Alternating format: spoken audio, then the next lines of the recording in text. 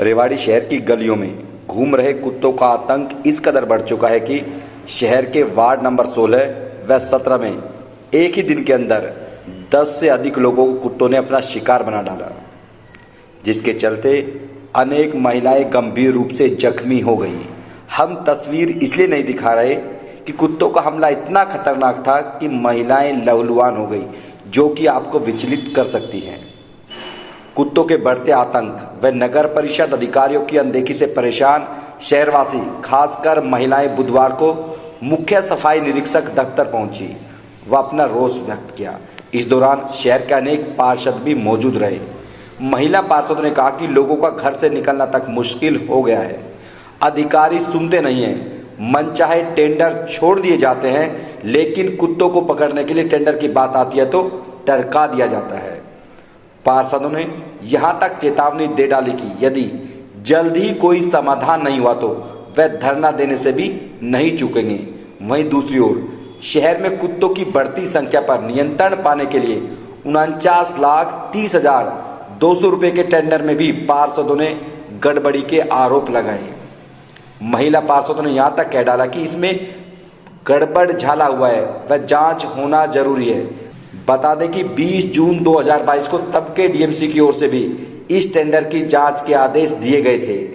DMC की ओर से लिखा गया था कि 49,30,200 रुपये की राशि की अदायगी जिला निगरानी समिति के अनुमोदन के बिना ही कर दी गई।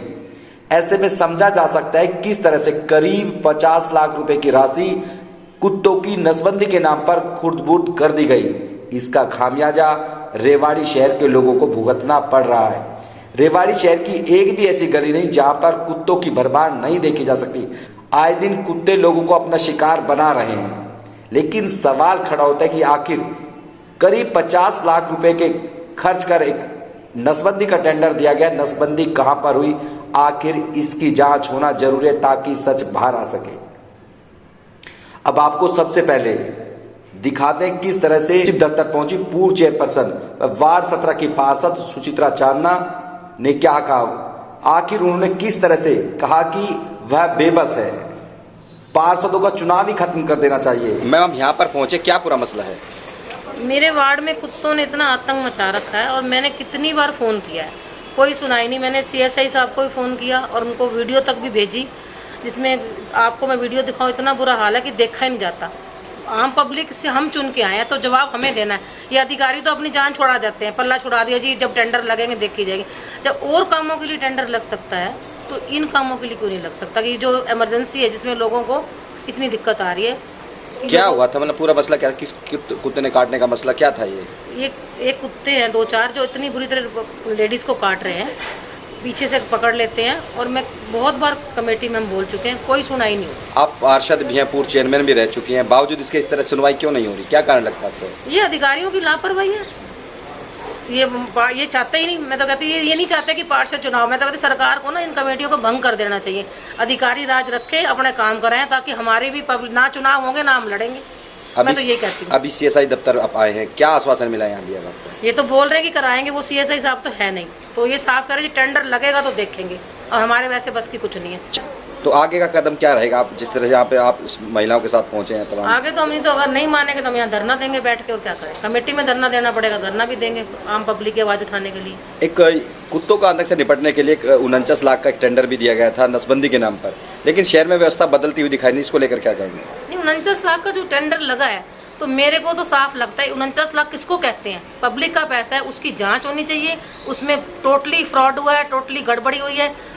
उसमें हम आरटीआई लगाएंगे और उसकी जांच कराए। सरकार से मेरा है कि उन सरकार अपने लेवल पे जांच कराए, नहीं तो हम खुद आरटीआई लगाएंगे। डीएमसी ने भी इसमें जांच के आदेश दिए थे, उसमें भी कुछ होता हुआ दिखाई नहीं दिया ना। उसमें भी नहीं कुछ हो। ये अधिकारी तो है, सारे अधिकारियों का ही तो गोलमाल है। ये सरकार अधिकारी नए नए नियुक्त कर देती है कि पार्षद कुछ नहीं करें। पार्षद एक जनसेवा का माध्यम है और पार्षद सिर्फ मंत्रियों के लिए कुर्सी लगाते हैं, स्टेज सजाते हैं, और ये मंत्री लोग हमें यूज करते हैं कि सरकार वोट दिलवाने के लिए, और कोई मतलब नहीं है इनका। ना हर चीज में पावर खोस रहे हैं। हम पार्षदों को कोई पावर नहीं है कि हम टेंडर लगवा लें, कुछ काम करा लें। सारी पावर अधिकारियों का। तो पार्षद, मैं तो कहती हूँ जो राजीव गांधी जी ने सो बनाई थी, मेरे को लगता है एक चेन बनाई थी कि उनको एक स्टेज लगाने के लिए एक पार्षद मिल जाए और हमारे वोट के लिए आगे खड़े रहें। वो स्टेज हम लगा देते हैं, 5 साल हमें वो करते, बाद में ना कोई पार्षद कुछ समझता है। मैं तो कहती हूँ कि ये नगर पालिकाओं को पर भंग कर दें और सरकारी राज रखें, अपना कमाए और खाएं अधिकारी, ताकि हमें जनता की आवाज़ न सुनने पड़े। ना चुनाव होंगे, ना हम लड़ेंगे, ना हमारा मन करेगा सेवा करने का, हम अपने घर बैठ जाएंगे। अब आपको दिखाते हैं कि वार्ड 16 की पार्षद रंजना भारद्वाज व अन्य शहरवासियों ने इस मसले को लेकर क्या कहा, आखिर वह गुस्से में क्यों हैं। मैम, आज यहाँ पर आप सीएसआई दफ्तर आए हैं, क्या पूरा मसला है?